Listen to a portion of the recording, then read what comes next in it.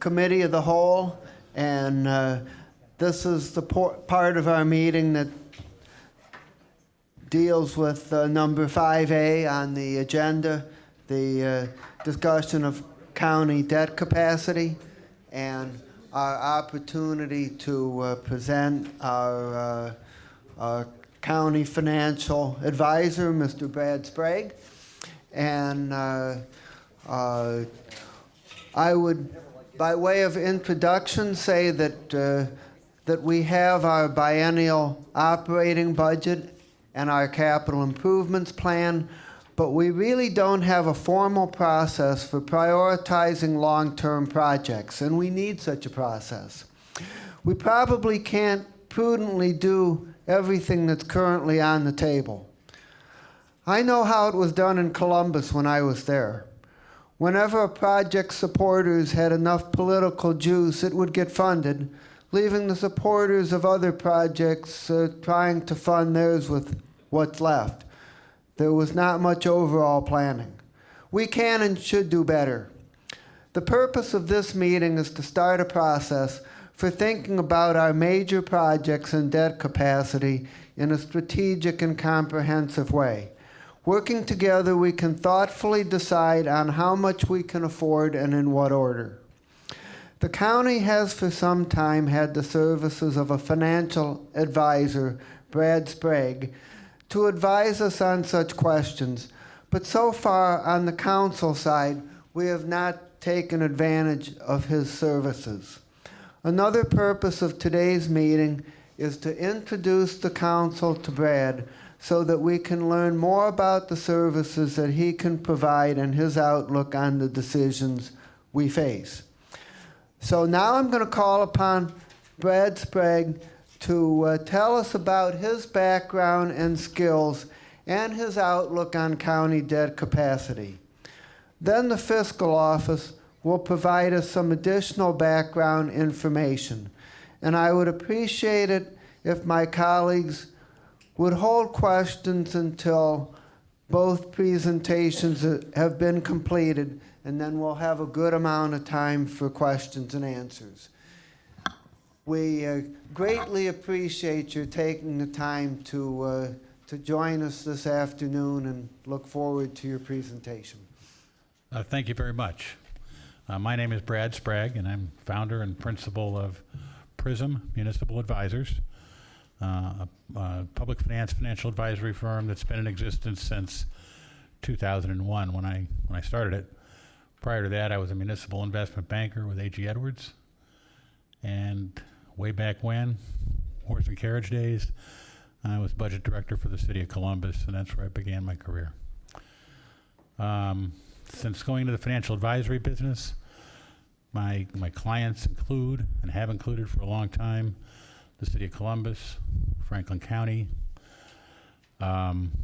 several community colleges, Cuyahoga County for the last 3 years, Montgomery County, the Northeast Ohio Regional Sewer District, and many smaller communities and school districts throughout the state. Began my tenure with Cuyahoga County in 2012 in response to an RFP process. That process was renewed at the beginning, or gone through again at the beginning of this year, and we were fortunate enough to be retained again. I know that you folks have been looking at retaining perhaps a financial advisor separate and distinct from the one retained by the fiscal office. And a few weeks ago, I came up and met with the staff and a couple of the members of council to see if maybe there was a possibility that we could all be just working together as we move forward down the path. Personally, I think that is the way to go, because it's very difficult for somebody, I think, to come in on your side of the table and have access to the full array of information that's available in the administration. It's fine, I guess, to have somebody basically questioning and perhaps second guessing what's going on. But I would hope that we could build over time a shared base of information that could be used for making the decisions surrounding the wisdom of issuing debt or not issuing debt for particular projects. In my experience, it's very rare. In fact, I can't think of an example where the legislative branch and the executive branch have two separate and distinct financial advisors. I'm sure there's examples where that is the case. I'm just not familiar with them. Mr. Chairman, I'm not aware that this discussion was going to be about whether this council had the authority or the determination or the willingness to hire a separate counsel. I thought this was a discussion to talk about the ability of our county to borrow money. It's not the way that this sounds like this conversation is going. Well, Mr. Chairman, my understanding was along the same line as yours, and I'm looking primarily to hear some introductory information on your background and qualifications. Sure. And also to hear your outlook on the county's debt capacity and what kind of a process we might use to strategically think about all the different projects that are on the table and what would be prudent to do or not to do. Thank you, Mr. Chairman. Thank you. And so my experience, I'll revert right back to what my experience is. Over the last 13 or 14 years, since the firm has been in business as a financial advisory firm, we have advised on more bond issues than any other Ohio-based firm. There is another firm that has exceeded our volume, but they're not an Ohio-based firm. We've worked on general obligation bonds and notes, variable rate bonds, advanced refundings, current refundings, certificates of participation, special revenue bonds, non-tax revenue bonds. I would say the full general receipts bonds for universities. I would say it's pretty much the full array of instruments that are out there. So I hopefully, I'm sure there's things that always come along that we're not familiar with, but I think we've covered a lot of the waterfront in terms of the kinds of issues that we've worked on over the last decade or so. Let me turn my attention briefly to the key question, I think, which is the debt capacity of the county. And the debt capacity of the county can be defined a variety of different ways. The debt capacity of the county can be defined and looked at a variety of different ways. There are the legal debt limits imposed by both statute and the Ohio Constitution. And the one that is impacting the county currently and has been for a couple of years is what's commonly referred to as the 10 mil limitation. And the 10 mil limitation limits the amount of debt that the county can issue, along with all of the subdivisions that overlap the county, to an amount, not a dollar amount, but to an annual debt service amount that does not exceed 10 mils. And that limit was reached and exceeded during the last county reappraisal, when in certain parts of the county the property values dropped. And as they dropped, the ability of 10 mils, the amount of debt that could be supported by 10 mils dropped in a corresponding fashion. So when most people are talking about debt limits, that's the debt limit they're referring to, is their general obligation debt limit. In the case of the county at this time, we have none. The county has issued non-tax revenue bonds, which are not subject to the 10 mil limitation, to support a variety of different projects. And the county has the ability to issue sales tax-backed bonds, which would be well received in the market and I believe highly rated by the rating agencies. The debt limit from a practical perspective that the council and the administration need to address is not one of legal limit, it is one of affordability. And what we're working on currently with the fiscal office, Mr. Murray, Mr. Sheehan, Mr. Parks, is laying out the new debt and working it into their 5-year or longer forecast so that we can determine as we move down the road whether there's going to be sufficient revenues within the general fund to support the projects that are on the table as well as continue to support operations at their current level. And quite frankly, it's going to be, I think, a tight situation unless we do some things to restructure the way we issue debt different from how it's been done in the past. And by that I mean, in the past, the county has issued debt generally for what would be considered short or moderate term, final maturity. To the extent that the administration and council, from a policy perspective, want to consider issuing debt for a longer period of time, that's going to free up some capacity within the general fund. We can also issue debt that delays amortization till we get past the pinch point in the budget. We don't pay much of it back until the 5th or 6th or 7th year till we get over the pinch point.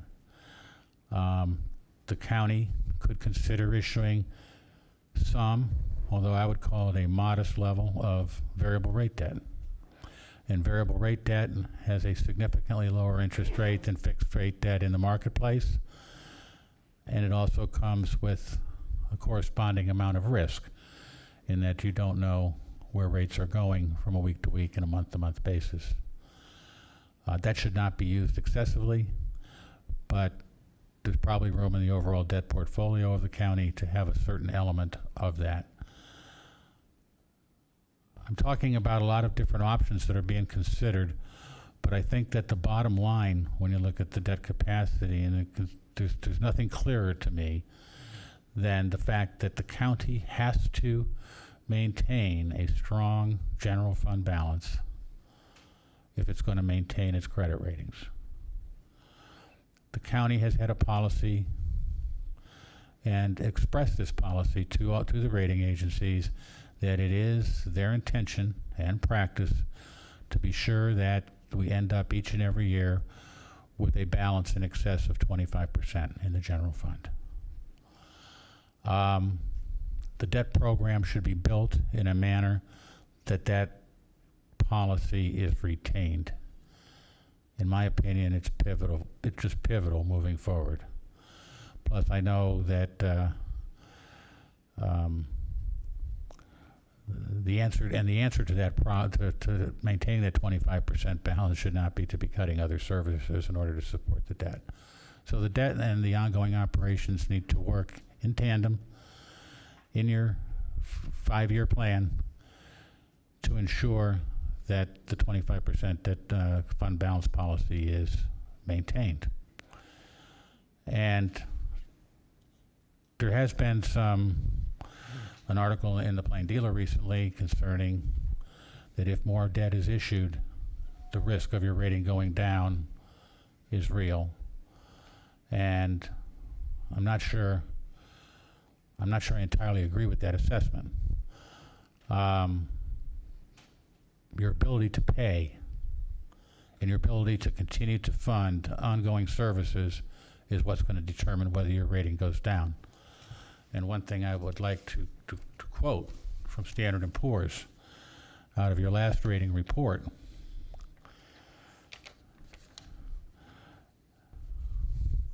They said, while the debt profile may weaken with the planned issuance of debt in the next 2 years, we do not expect to lower the rating.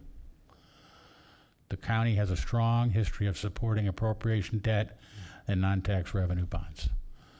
So when Standard & Poor's, at least, and I think that Moody's is probably of a similar vein, although they weren't so explicit in their report, when they rated the last bond issue, they affirmed the county's AA general obligation rating.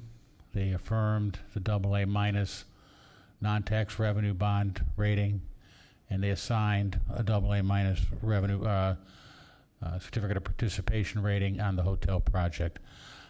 They stated they expect to see more debt coming down the road over the next couple of years, and they do not expect that to impact their rating decision. So consequently, and everything was, I mean, I sat in the rating meetings, everything that is on the table in terms of capital plans was discussed with the rating agencies, so they know it's coming, or they expect it to be coming. They don't know it's coming because no decisions have been made, but they expect it to be coming. The article put an awful lot of weight on the rating being impacted by debt per capita and debt per dollar of assessed valuation going up. That is a factor. And there's 5 or 6 basic categories that go into the rating decision. And once again, to use Standard & Poor's, the economy is one. They rate it as weak. Budget flexibility is a second. They rate it very strong. Budgetary performance is a third. They rate it strong. Liquidity is fourth, and they rate it very strong. Financial management and financial management practices, they rate as very strong. Debt, they rate it as weak. So the two things that are the negatives in the Cuyahoga County rating decision matrix are the economy, which there's little that anybody can do about in the short run. It's the hand that the county's been dealt. And secondly, is the debt, which of course there is something the county can do in terms of moving forward, and whether they issue more debt or not. But interestingly enough, with those two already weak components of the rating matrix, the rating continues to be AA because of the strength of the other characteristics. Why am I worried about the general fund balance in that policy? I'm worried about it because they considered budgetary performance, budget flexibility, and management, financial management, as strong or very strong. If that policy gets pushed to the side, those ratings would drop on those particular characteristics and put our overall rating in some sort of jeopardy.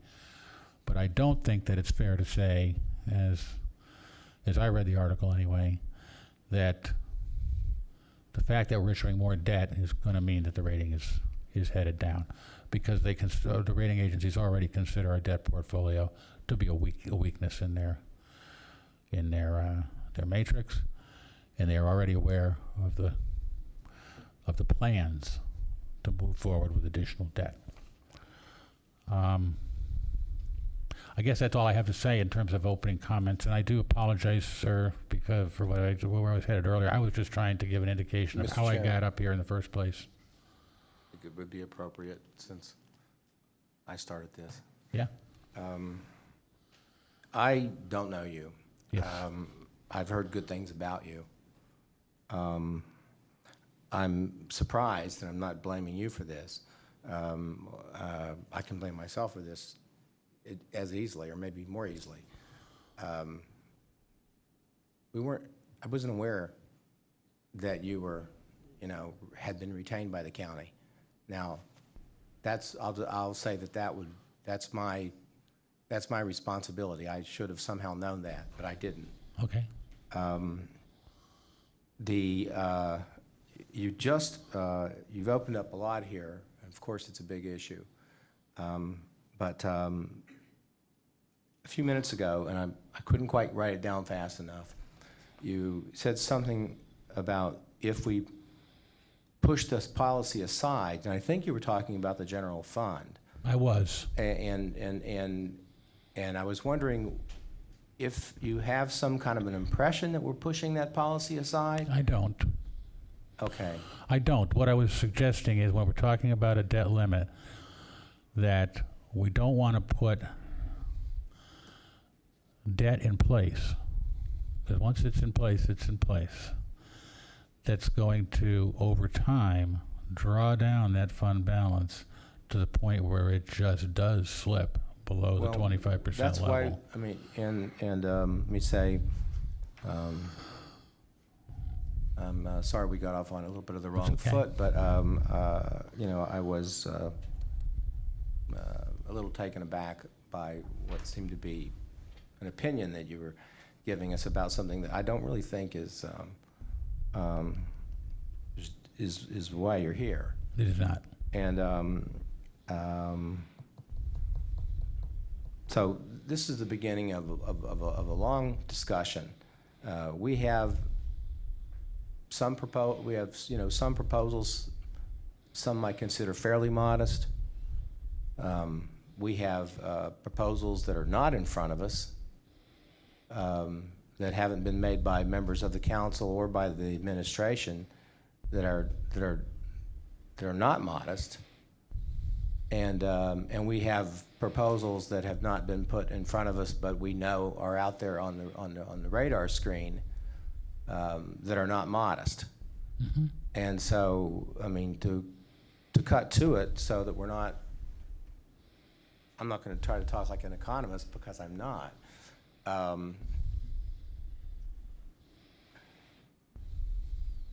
The CEO of our public hospital is making a proposal, and we'll be having him in soon to flesh it out some more. He's made a big public splash about it.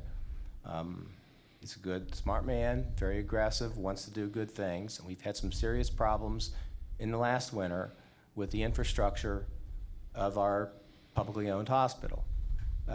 We have known for several years that the infrastructure was, and now we're talking about policy, I realize, but this is, you know, where we're at, because we wouldn't be having this discussion.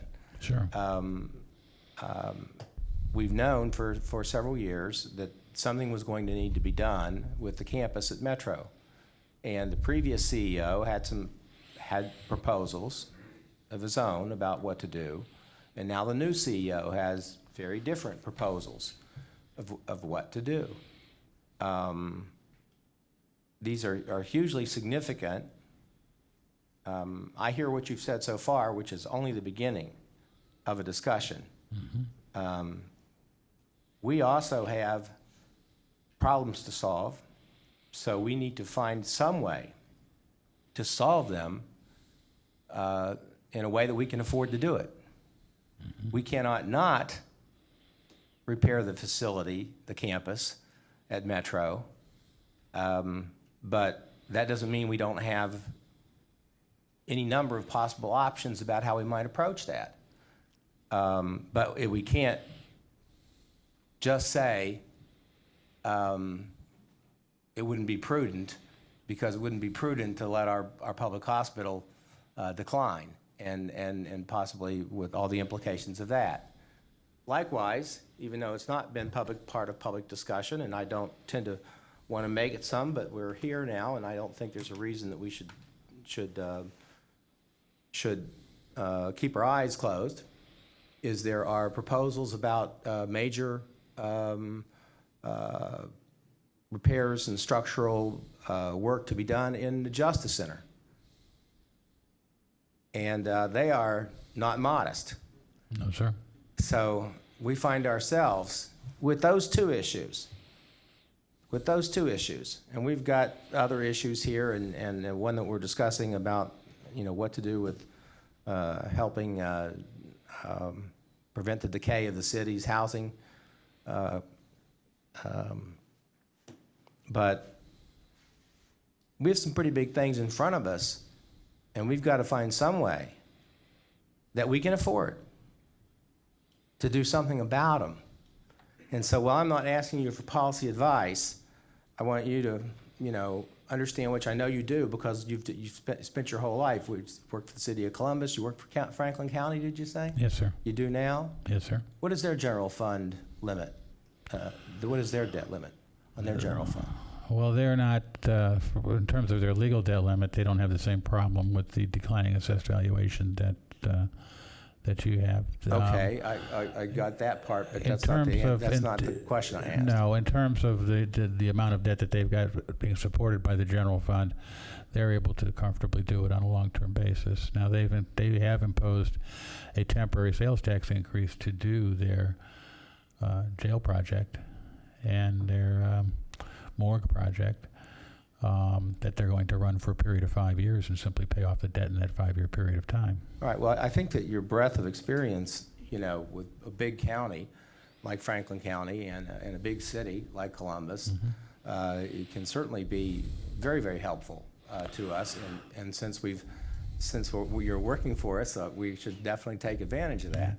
Now, but we have policy decisions that we need to make and solve. You know, we're not here just to try to find a way to spend money. Right. You know, we're here because we have challenges that we're trying to deal with in our community.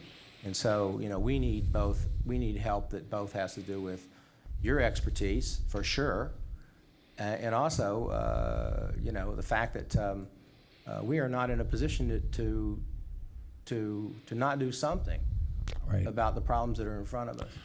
Well, and I've only been marginally exposed to the whole discussions on the hospital to date. But I do know that whatever the solution to that problem is, has to be a solution that is ironclad, or as close to ironclad as you can possibly get, does not have any impact on the general fund. With everything else that's on the county's plate, including its operations, that luxury just isn't there. And but I also think that if a deal could be structured that does insulate the general fund, I think. I'm not saying there is, because I am just peripherally involved at this point in time. But in terms of I'll finish up because I know other people have yes. What I will say is I'm Councilman Dan Brady, and you know, I look forward to picking up the phone and talking to you. Are you based in Columbus? Yes, I am. Okay, it's not that far away. I've heard.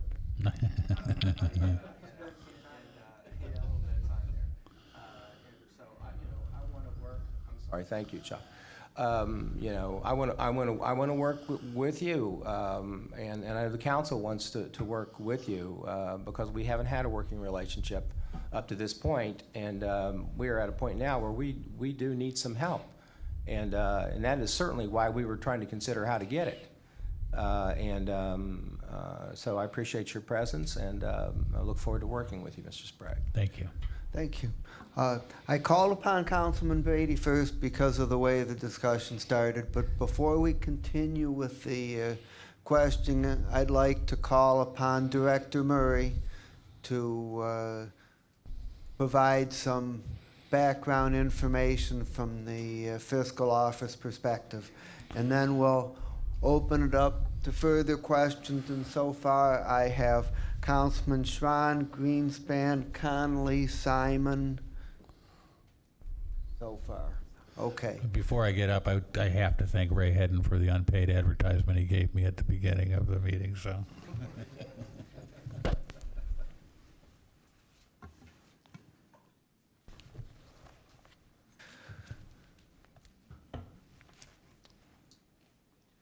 Good afternoon, Councilman Miller, members of County Council, Chris Murray, Office of Budget Management. I'm just going to jump in. Okay.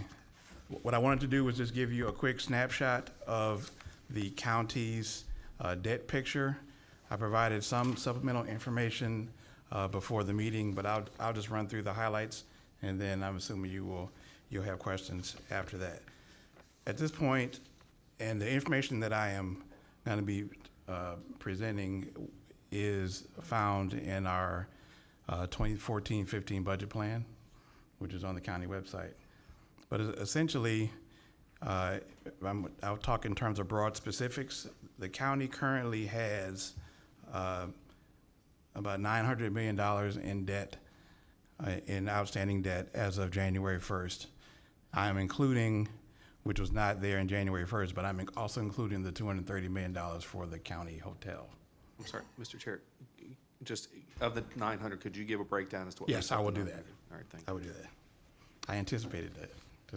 Okay. In terms of the $900 million, $319 million is earmarked for what Mr. Sprague considered the unvoted obligations. These are obligations these are debt that the county has, which does not come before a vote. It's within the 10 mil limit. Can you repeat that number? It's 319 million, sorry. There's also about $95 million in economic development debt. That includes the Gateway Arena at $64.3 million, the Brownfield redevelopment debt, that's approximately $20.9 million. Community redevelopment, another $9 million. Shaker Square project, that's $2.5 million. The Medical Mart project and Convention Center is $307 million. Again, this was as of January 1st of 2014. And then there were two projects at the end of 2013, Steel Yard and Weston Hotel. That's another $9.9 million. And then when you add the hotel project, that's another $230 million. So that's the total outstanding obligations. Now, if we consider on an annual basis what that means in terms of operations, as of 2014, that is approximately $78.3 million in annual debt service. $78.3 million in annual debt service. Obviously, the maturities differ for each of the projects, as well as the number of years outstanding for each of the projects. But just to give you an example, the general obligation debt for 2013 as bond service is $32.1 million, as an example. That comes right out of the general fund.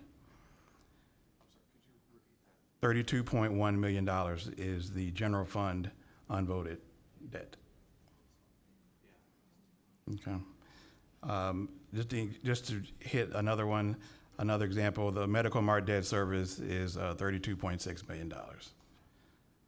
So when we add that all together in an annual year, I mean, in terms of 2014, that's $78.3 million, but then in 2015, it drops because some of the debt service will be no longer needed. So we'll drop to $76.7 million in 2015. So this fluctuation depends upon the debt schedules that we have for each, and each specific project I mentioned has different debt schedules based on interest rates at the time of the project. Now, so that gives you, it gives you an example of what we're facing on an annual basis. I also wanted to talk a little bit about the projects that we currently are, I should say, we're reviewing, because decisions had not been made yet. And this is a project, this is a page entitled Cuyahoga County Planned Financing Activity, 2014-15. You'll see that there's the Convention Center Hotel, which we've just completed as of May 29th. We closed May 29th. That's a $230 million project. Those were certificates of participation. We have the 2014 planned non-tax revenue bond issue for non-tax revenue bond to support development, economic development. We are considering a $30 to $40 million note issue to start the process of the ongoing county infrastructure projects, which we will then back in 2015 with capital improvement bonds, sales tax backed,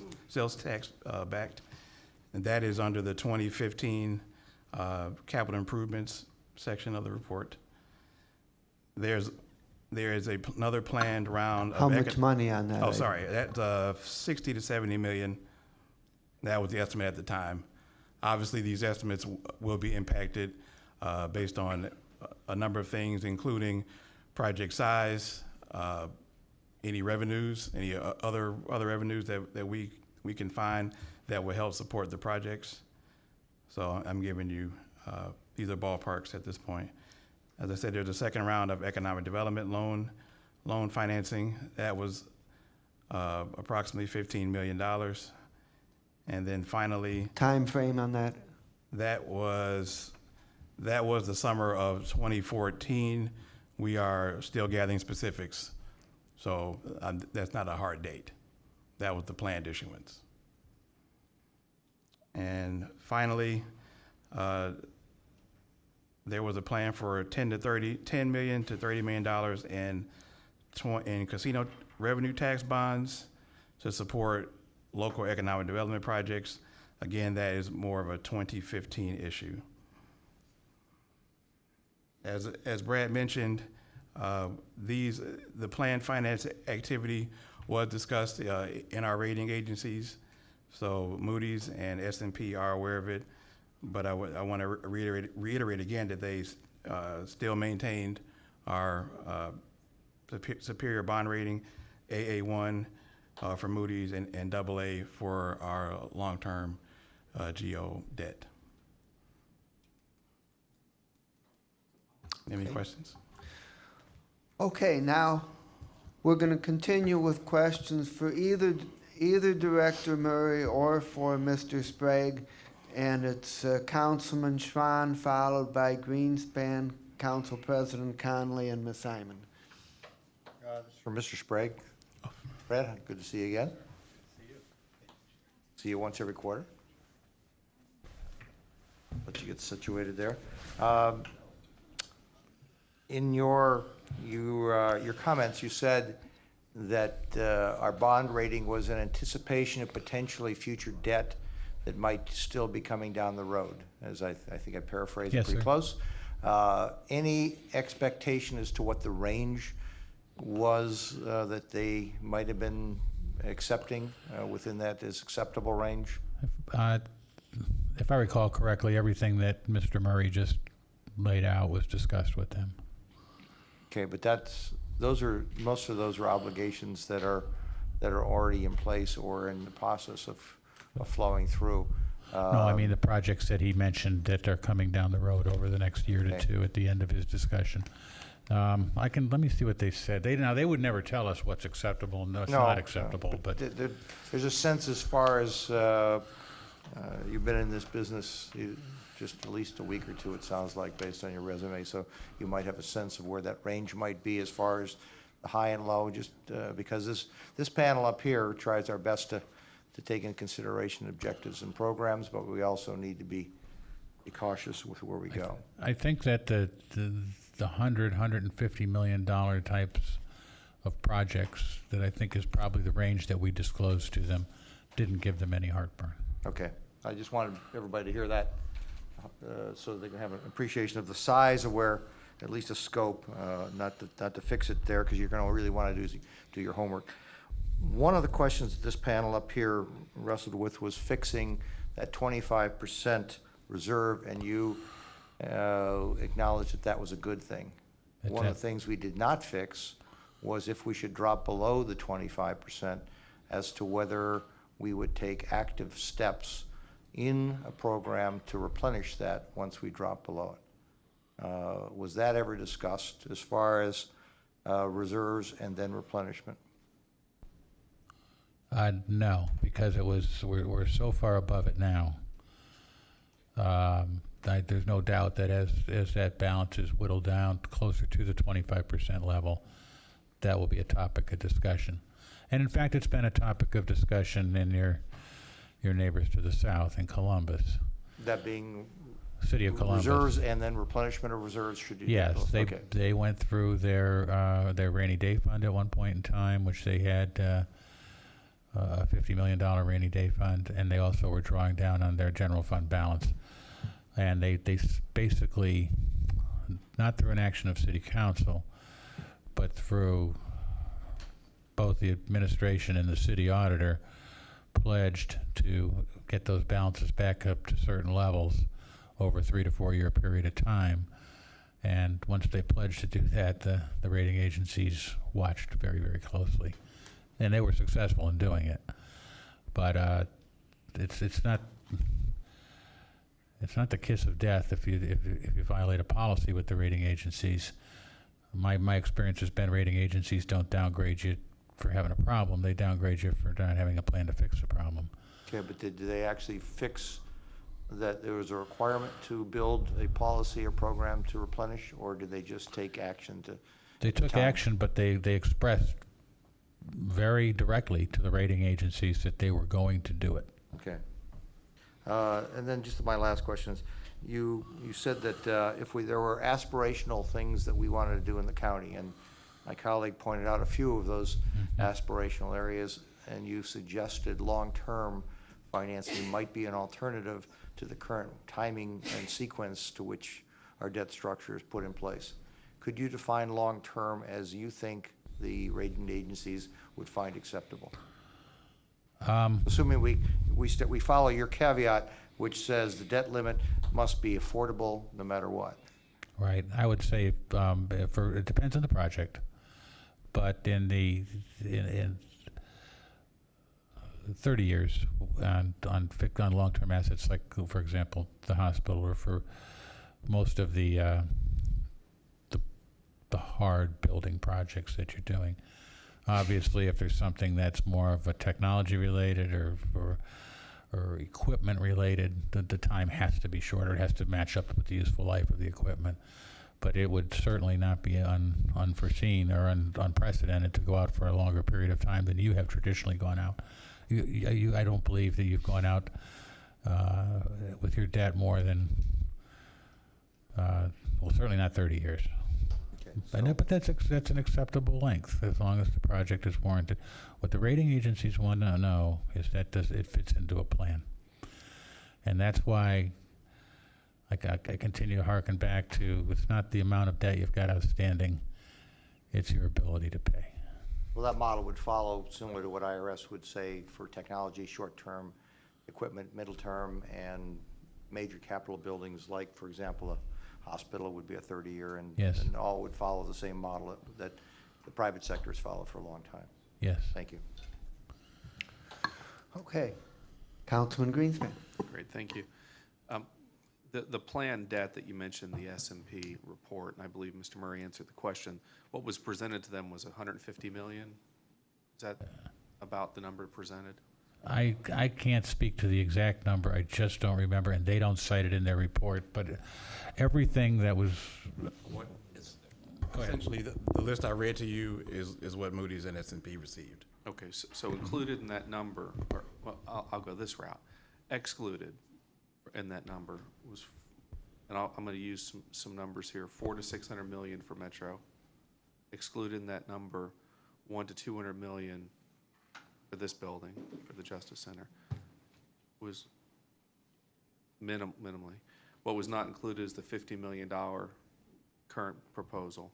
What was not included was the $47 million of current reserve, use of reserves that's pledged to be repaid.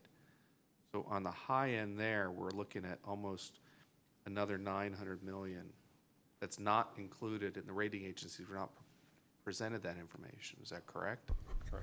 that is correct, except I think that the hospital project is one that is going to have to be sold to them and presented to them as something that is, again, in its own box off to the side, no risk of it infiltrating into the general fund over time. No, I understand. And if that case can be effectively made, then I don't think that the hospital project in particular would affect the general credit ratings of the county. Okay. But only if that case could be made. Only if that case could be made. And you know, the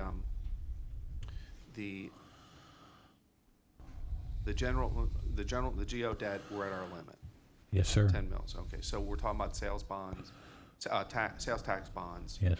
and the ability to pay them back, right? So we've been asking, I've been asking the question the wrong way. I've been asking what's our debt capacity. It's not, it's our capacity to pay it back. I Really think the that's right. question. Okay. If related to the hotel, which the county just bonded out at 230 million, is an anticipated future sales tax increase, which is used to that the models that we've seen, that's what's being used to pay down the debt. We've effectively already committed a portion of our future earnings.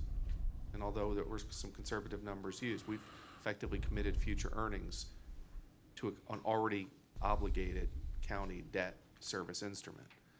So in order for us to be able to satisfy future debt, we've got to look above Yes. above whatever, if we committed 2% growth in our sales tax projection, everything above 2%, which has not yet been realized, is what we're talking about is being able to satisfy future obligations, correct? Yes. Okay. Now, the other thing that I want to clarify is that when it comes to the Justice Center improvements, I think that was disclosed to the rating agencies as a long-term need, nothing on the horizon. And you are absolutely, and in the work we're doing now with Chris and his staff, the Justice Center, the big fix on the Justice Center is something that we just don't see fitting into without impacting the general fund in an adverse manner.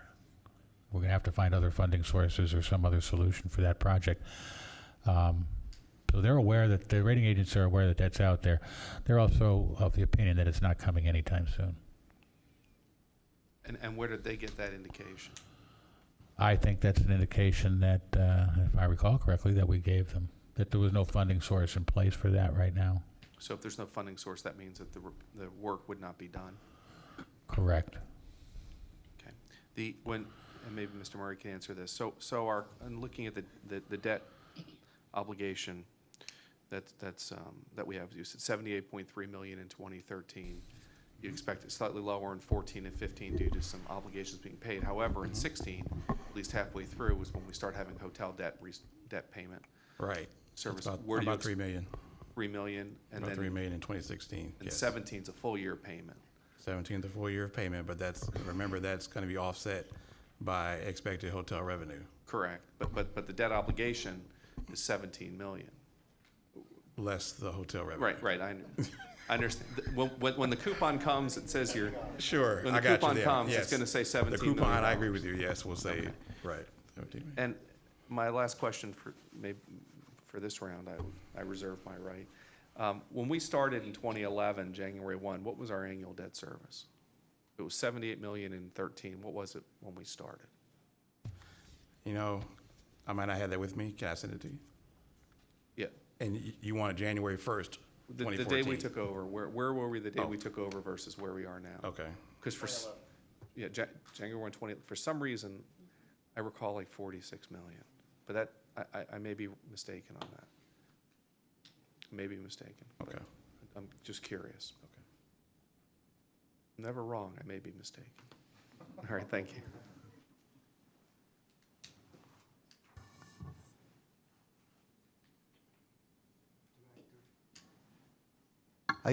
Are you able to answer that question, or do you need to get back to us? I will get Phone a back to you on friend. that one. I don't have the 2011 schedule. Any further questions for now? Yes, For Oh, no. Councilman Greenspan? Okay, then next is the council president. I'd like to kind of follow up a little bit with Mr. Brady, started talking about in that, we've been here, 3.5 years, and I was not aware of your services or your abilities.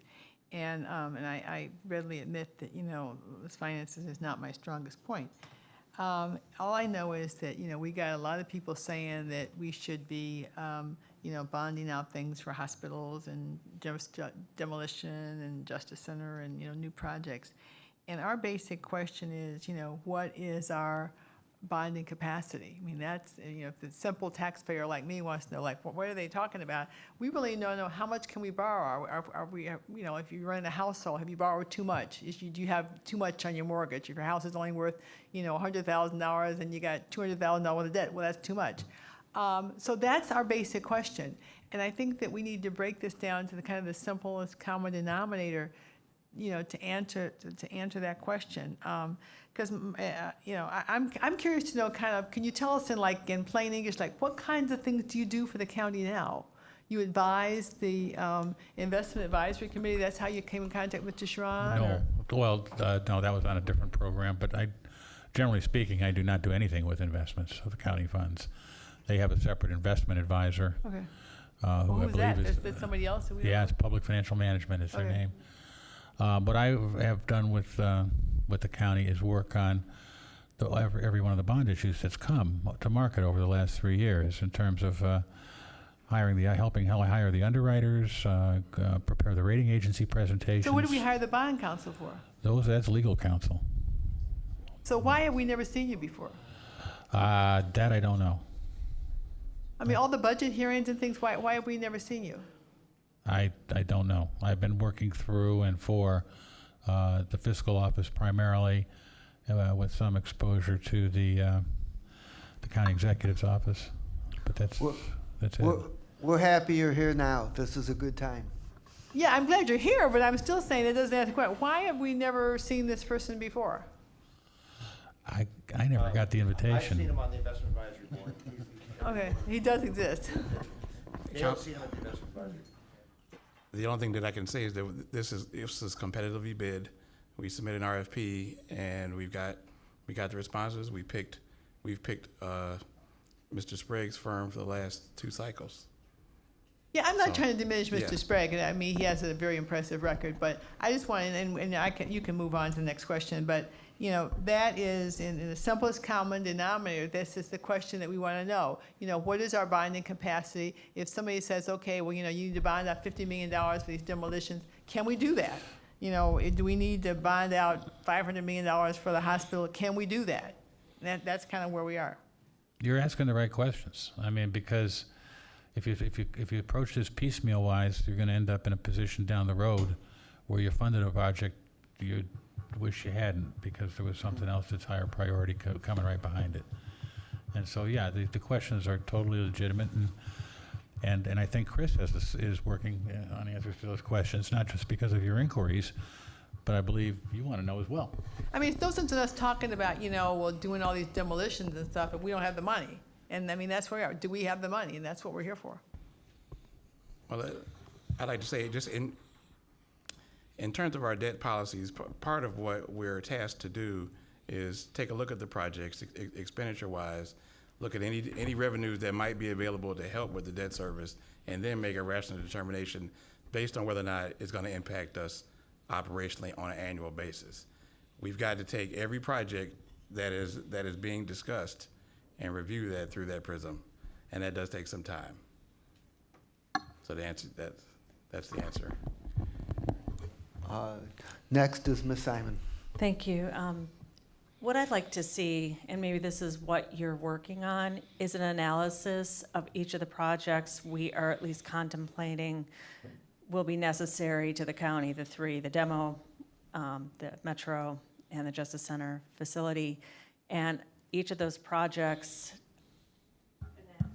analyze perhaps a range of what the cost might be. It's a capital improvement plan, and how would these 3 plans be funded, and what the impact would be on our Standard & Poor's, and if we have a revenue stream other than the general fund to fund the repayment on these notes. I think that would be helpful to me to have this plan, which we should be having anyways when we look at what our capital improvement needs are in this county. And if there's more that we're not contemplating, perhaps we need to explore that as well. But these 3, I think, are pretty important. So if I can get something for this, and the council, I'm sure, would appreciate an analysis of what we can do and what over time. So is that a conceivable project? Councilman Jones has not asked a question yet, so we're going to go to Jones first and then Sharon. Councilwoman Simon asked the question I was thinking. We have decisions to be made, to make. We have to consider the demolition. Obviously, we have to consider our county hospital and many other factors. And we need the information necessary to make those decisions. And as our council president has said, we need it in a simplistic way. With a $50 million demolition piece of legislation before us, what role have you played in helping the administration to come up with that number? Did you have a role? Were you consulted? If $50 million has been thrown out, is it a number that you helped to qualify in some way? Can you speak to that? Let's see, I think you asked me 3 questions, and the answers are no, no, no. I didn't come up with the $50 million number or really have any input into the $50 million number, and I wouldn't expect to. That's a number that I believe the executive's office came up with in terms of a target of something they wanted to do. And I do want to distinguish between Good question. helping you implement something, which is what I try to do, and certainly alert you if it's something that's going to put you in jeopardy. But in terms of the policies on what you do, what projects you pick, and how big they ought to be, those are policy decisions that need to be made by the policymakers. Right, and that is for this body to decide. We want to make a sober decision, and we need information. Yes. I would not throw a number out without having talked to our own bond counsel or having learned of you myself today as well, yourself and those who are the professionals. What are your thoughts on what we certainly will decide what ought we to do, what policy decisions are made, but we don't do it in a vacuum. At least I would not do it in a vacuum. Correct.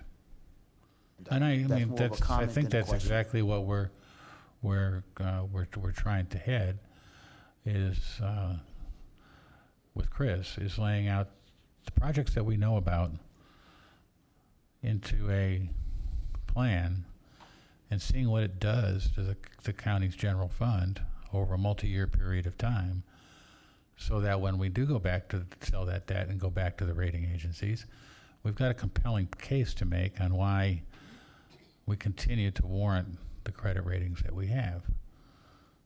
No guarantees, but we want to be in a position to make a compelling case, certainly. We know what they think we're strong in, and we got to stay strong in those areas because we have a couple areas of weakness, one of which we can do nothing about. So, Councilman Germano. Thank you, Mr. Chairman. You know, when it comes to the county hospital, Dr. Boutros indicated that they're attempting to change the business model so that the $36 to $40 million that we were allocating to Metro Health, they wouldn't need to balance the budget, but that the same amount of funds could be used to pay the debt on the rebuilding. How does that affect, that whole concept affect bond rating? well, the $40 million, I believe, is the number that is currently comes out of the Human Services levy and goes to the hospital. First of all, and my understanding is the legal services levy, or I'm sorry, the human services levy cannot be used for capital improvements.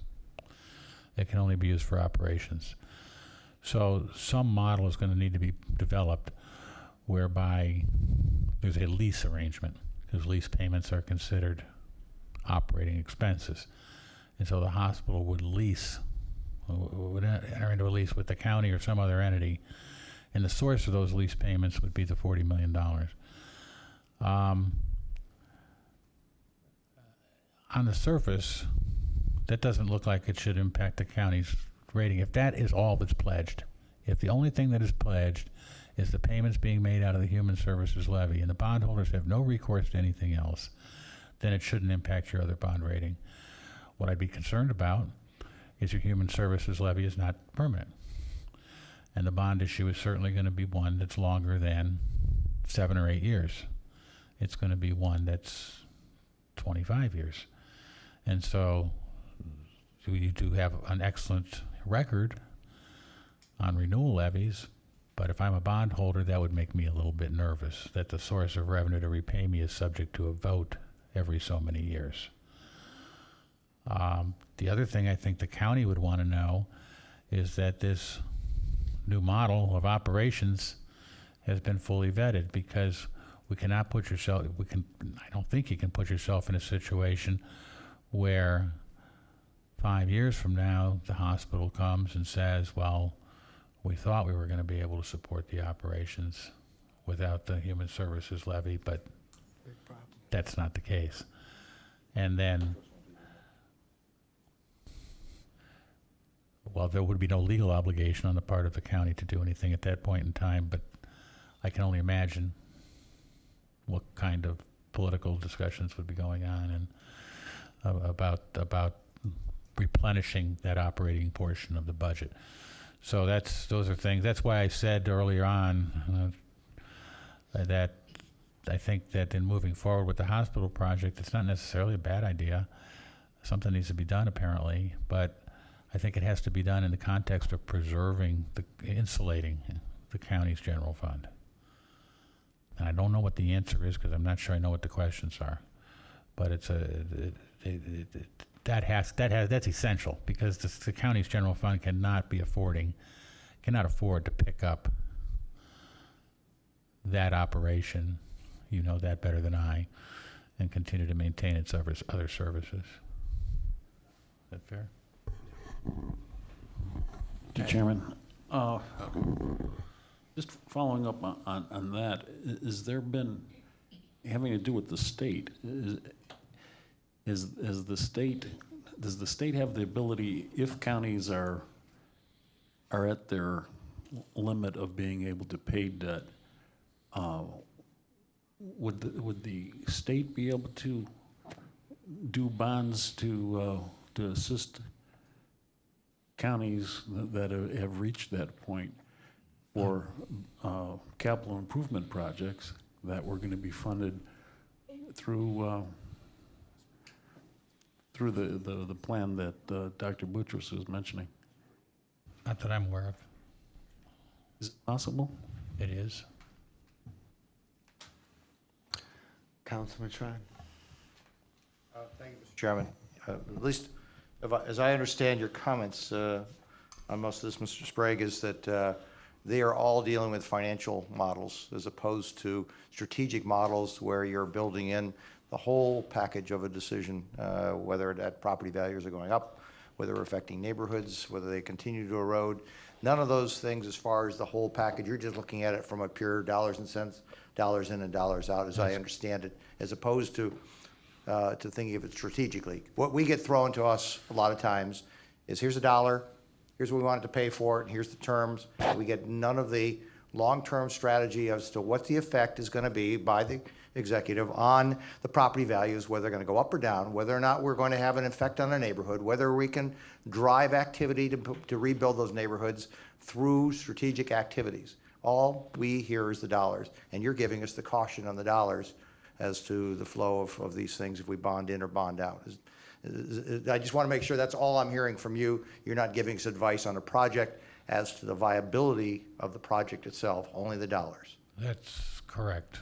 Okay, and you're not giving us any information as to whether or not we will have further erosion, which will actually affect our ability to have property values erode even further, which is going to affect our general funds if we don't go forward with whether it's the hospital or whether we do it's a demo. You're not giving any comments on any of that. Not on the projects we're talking about. On some economic development projects, not for the county, but for other people, we have, we'll look at I guess I would say the more full picture on, we're going to do this financing and it's going to be TIF supported. And the TIFs are only the property taxes, of course, but then we're going to also look at the sales tax and income tax that's being generated by the project, because maybe the TIF doesn't support it 100%, it only supports it 90%. Is a project worth doing? Does it make economic sense to the local government? We've looked at those kinds of things before, but that's not what we're talking about here. And here, a lot of the projects that are on, not all of them, but a lot of them that are on, well, what we're trying to see if we can fit in is what I would consider to be the core governmental purpose capital improvement projects moving forward. And that's the responsibility of this body, to figure out what projects warrant going forward. You're giving us advice that not necessarily how much can the debt service be handled by the county, it's what's the cash flow and our ability to pay. Am I cutting it right to the simplistic answer in regards to this? We're not trying to put too much. I think that's a fair characterization. So whether we buy the house with X dollars and we try and pay for it in 5 years is one level of debt, or we take 30 years to buy that same house is really the conversation, and what's the impact all the way through? Because we're going to be bypassing some opportunities if we take the 30-year solution that might have come up in year 15 or 20 or something of that nature for future councils. That's correct. Thank you. Other questions? Councilman Jones. Okay. So I get it, what Councilman and Councilman Dave Greenspan as well. Our ability to repay is more important than the question of what is our debt capacity. So with that being said, if I simply came to you and said, we have multiple projects, I will set policy, that's my role, but I need to know from you, what is our ability to continue to repay our debt? Can you put a number on it, or give me room to operate because I have multiple projects? Could you at this moment, or is this something you need time to think about, could you give me the information needed to make my policy decisions in terms of dollar amounts? Can you say we're spending $78 million in debt service now? If you push it up to $100 million, we're all right. But if you go over 195 million, you're in the danger zone. Or, how would you answer that question to give me the ability to set policy? A lot of factors go into it. Like, are we going to issue it all now, or are we going to issue pieces out over the next 3 years? Or what do interest rates do between now and the time we issue the debt? Do we come to a conclusion that we can pay it off over a longer period of time?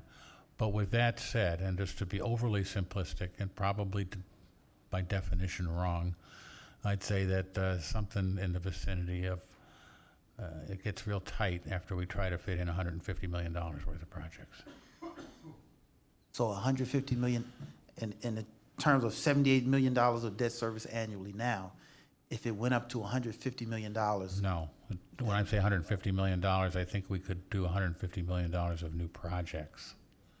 Oh. It's the house. Got you. Now, give me that same answer in terms of $78 million is where we are now. It wouldn't go up very much right away, because what we would do is we'd only be paying interest for a while. And then some of that debt that you've currently got outstanding is going to start to get paid off.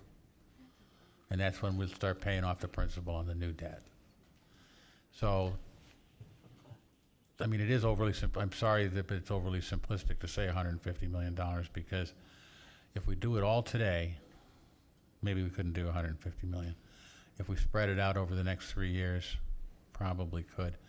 What that's going to do to the annual debt service, I don't know that off the top of my head, but I do know with the things that we've been playing around with Chris, that I think we could probably do that and get close to being, or get fairly comfortable that the 25% debt general fund balance policy can be retained without putting any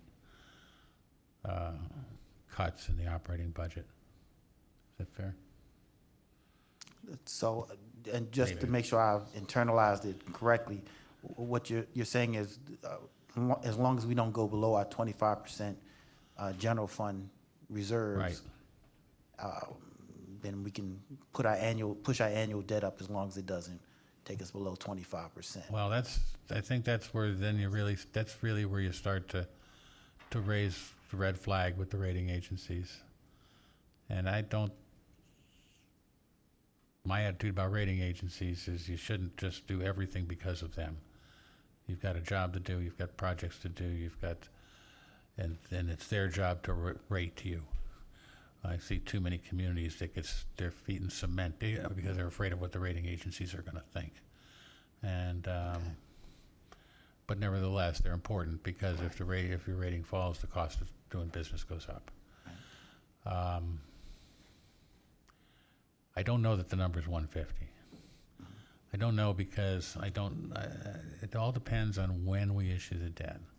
It all depends on whether everybody gets comfortable with, we can do this for a longer period of time than we have historically. Those are all things that have to play into it.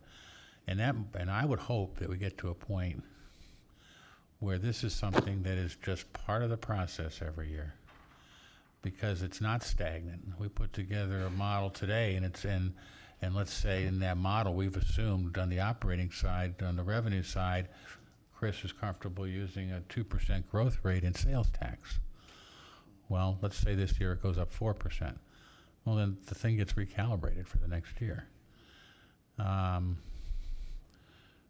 So whenever we do this, the answer you're going to get is this seems reasonable going forward, but it doesn't mean it's cast in concrete. It's going to be tweaked every year and every time we go to market, because every time you go to market, you're going to get a different interest rate on your bonds.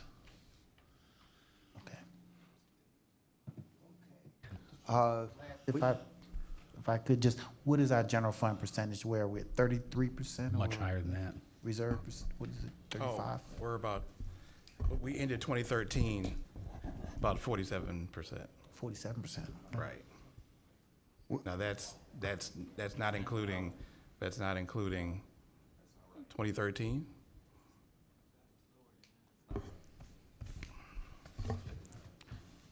Well, it does not include the reserves on balance and the commitments. 52%, 2013, 52%. Now that does not include obligations that are still on the books. So, Okay. but in terms of cash in the balance, 52%. And it's not so much that I need the numbers right now, but just so that we're using the same language so that you understand, the things that we need to do, giving us those numbers over time in the coming days and weeks. We're comparing apples to apples. Director,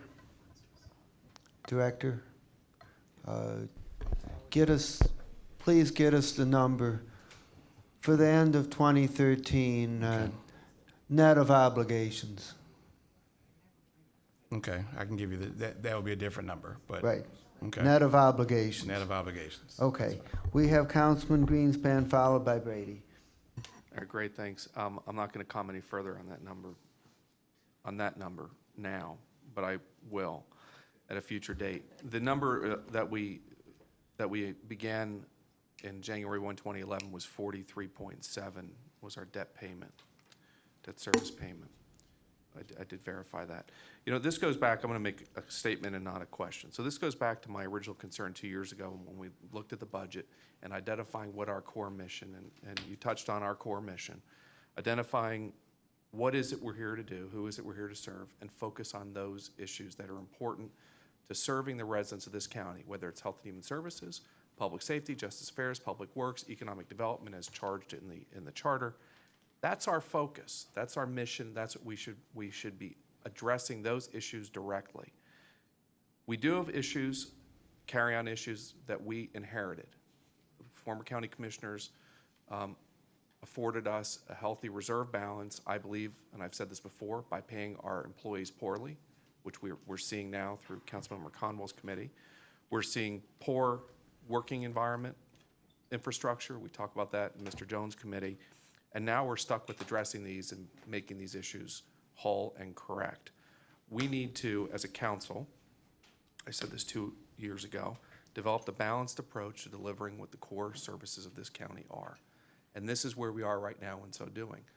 Look, this $50 million, do I think it's important? Yes. Can we afford it? We don't know, because we've got an issue with the hospital. We've got an issue with this building. We have yet to address the archives. We've yet to fully address some Board of Elections issues. We've got Health and Human Service buildings today that are in short-term need of some repairs that haven't even been addressed yet. You go into some of these buildings, they're 5 to 10 years away from some form of renovation and rehab.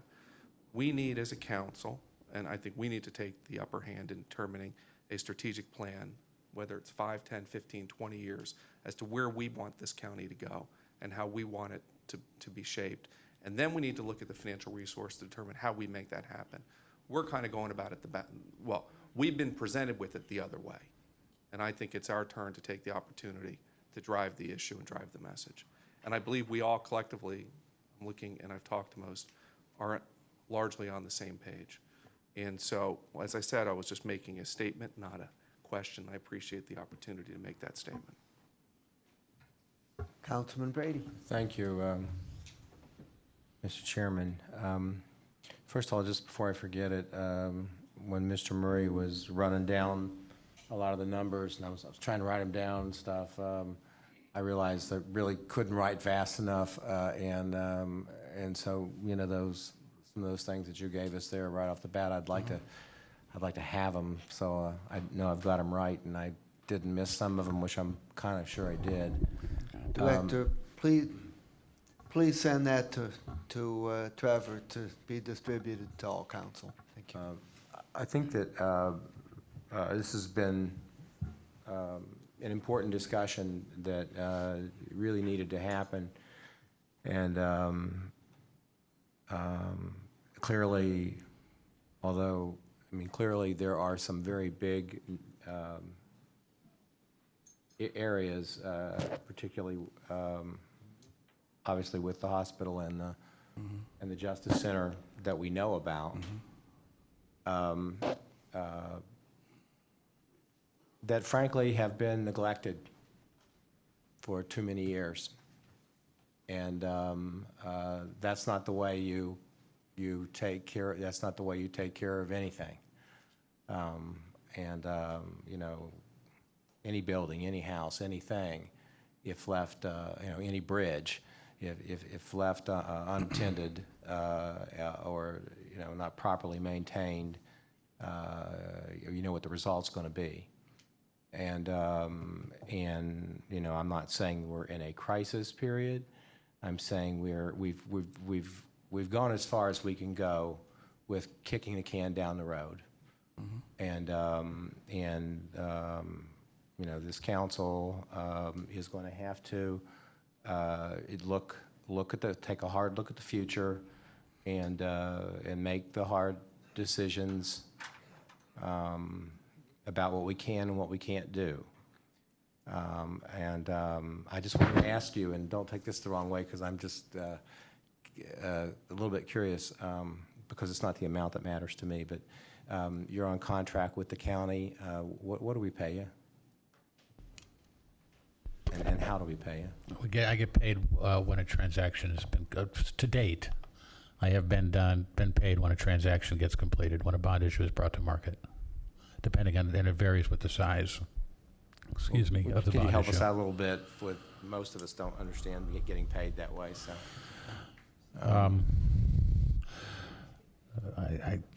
I can't even remember what our fee is per thousand. It's based on per $1,000 of bonds, so it's something in the vicinity. On the size of a bond, if a $100 million bond issue, I would get paid something in the vicinity of $60,000. Okay, all right. I guess for a lot of us, we'd have a pretty much clearer idea of what we were getting paid.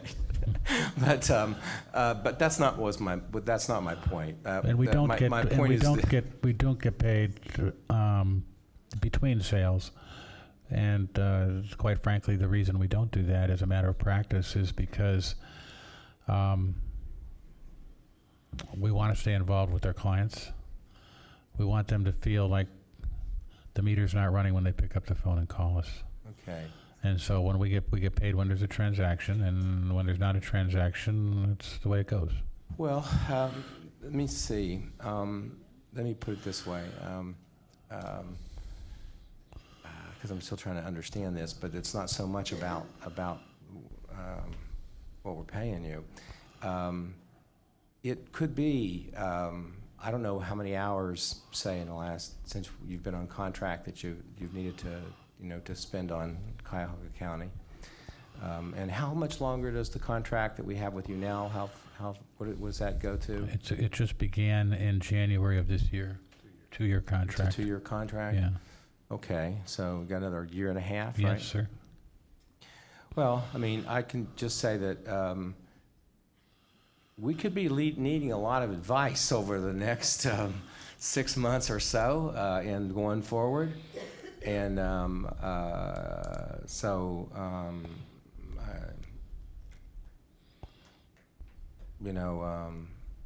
we'd be paying you the same amount of money regardless of how many hours we needed of your time for the next several months, right? That's why I hid for 2 years. That's why I hid for 2 years. No, yeah, that's exactly right. And Okay, that's I'm okay. sort of kidding, but what I'm really saying is, I think we're going to be interacting a lot. Yeah. A lot because we we have a lot on our plate, and we know we can't look at it.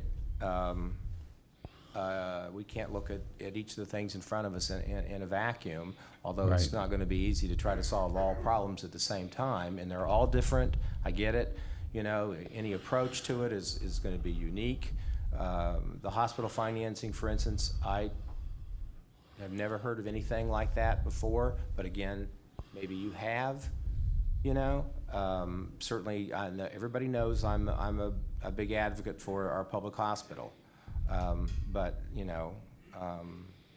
I know we have to do something. I'm not convinced of exactly what we have to do or how we have to go about it. Mm-hmm. But I know the council needs help in making those decisions, and we have to do something. Mm-hmm. And everybody has maybe a slightly different idea, and we've got a great leader in our new CEO. But these are difficult decisions because as I've talked to people who are about, say, any of these 3 issues that we've talked about, they don't seem to be aware of, and I don't blame them, but they don't seem to be aware of, the hospital doesn't know about the Justice Center. The Justice Center doesn't know about the hospital. That can't work, that can't work. And so thank you for being here, and looking forward to getting to know you real well. Thank you very much. Any other questions? Okay, well, I would also like to thank you very much for being here, and I think that if there's anything that came out of this, you stated it and my colleague stated it, that we just can't deal with these things one project at a time. We have to look at the whole picture. I think nothing said it better than when you said that if we don't be careful, we might fund a project that we wish we hadn't, because then something after it that was more important came along. So that's what we don't want to have happen, and so this is a good start. So if there's no other questions or comments, thank you very much. Thank you for having me. Okay. And then we'll just see if there's any miscellaneous business. Hearing none, any public comment unrelated to the agenda? No, there is not. Is there a motion to adjourn the committee of the whole? Moved and seconded, all in favor say aye. Aye. We are adjourned. Council meeting will start promptly at 5 o'clock.